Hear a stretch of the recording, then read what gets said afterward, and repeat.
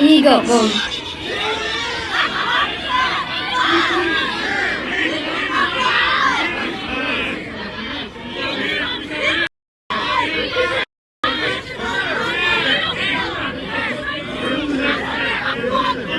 Another day, another brawl at a youth sports game, and we have seen this far too many times. From a hockey rink where a parent goes on the ice and pushes a referee,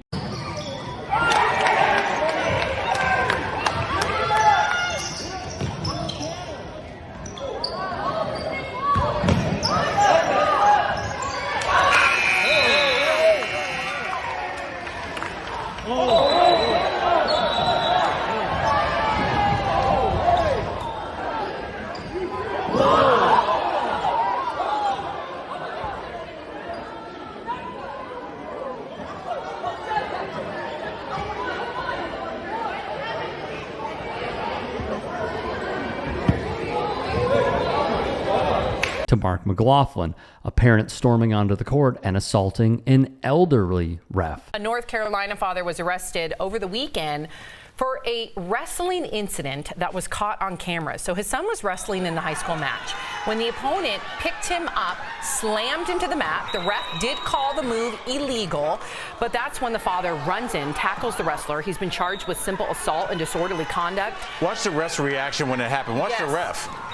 And he's like, wait, yeah, he's like, oh, yeah. What was that? A parent interrupting a wrestling match. I bet you're wondering how I got here. Well, let me explain. So I'm officiating a kids wrestling tournament yesterday in Concord, North Carolina, and this is a finals match, and the wrestler in red is winning at this point 3-0, and you can see the kid in the white singlet starts cranking on his toe, putting his knee in an awkward position. So one of my main jobs as an official is to keep the wrestlers safe. And you can see right here that the bottom wrestler is grabbing the top wrestler's right toe with his left hand. So he's putting the top wrestler's right knee in an awkward position and is bending it to the side.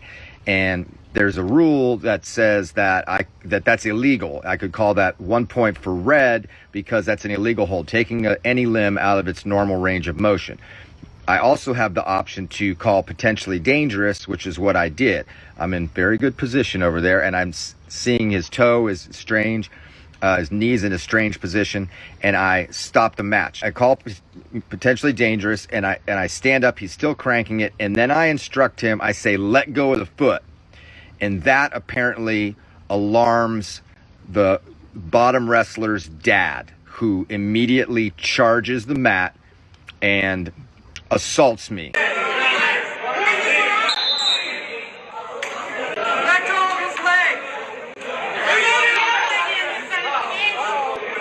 I did want to acknowledge a couple of people that had my back that day. The two officials that you're going to see in the video, Sean and Bill, thank you. I also want to acknowledge this woman here.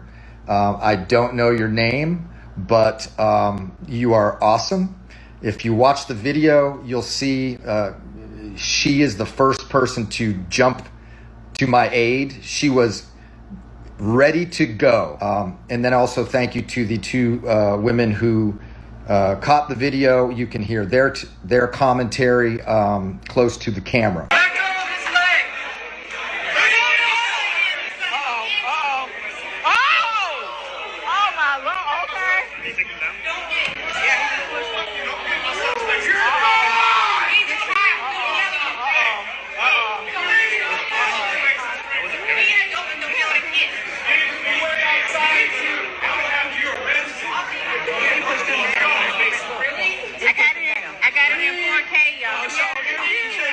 And as we have covered, Speed Turtle getting shoved by a youth sports parent. I do want to make note before getting into it, I did interview Speed Turtle and he gave us an update on his case. Be sure to stay tuned for that interview. It was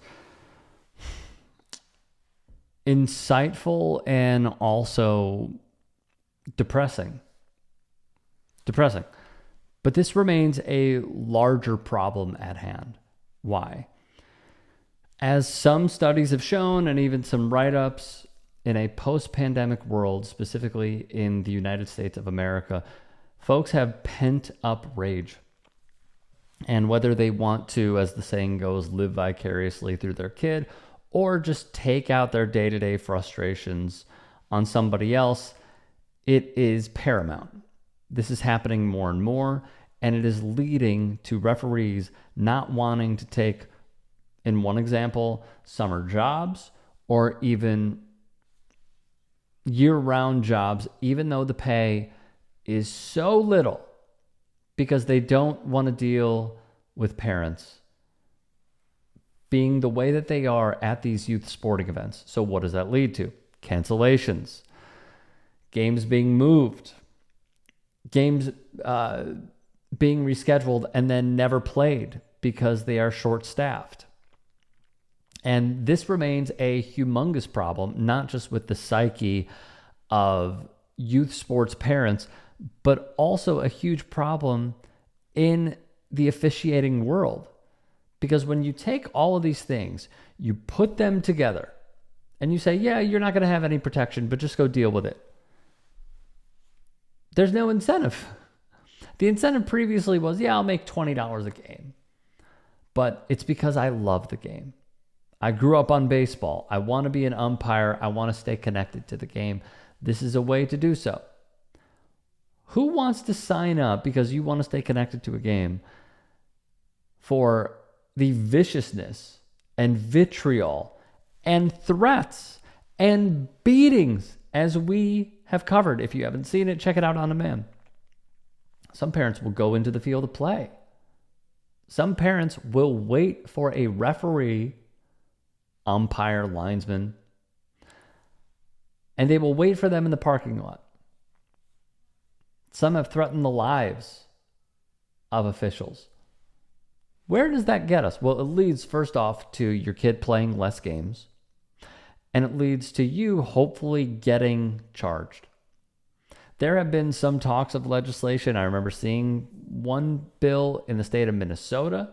There needs to be more. We need to have way more repercussions for actions such as these, mainly because not only are we seeing officiating going down the tubes in sheer numbers and totality, but also because there needs to be examples made of parents who are going to go after officials.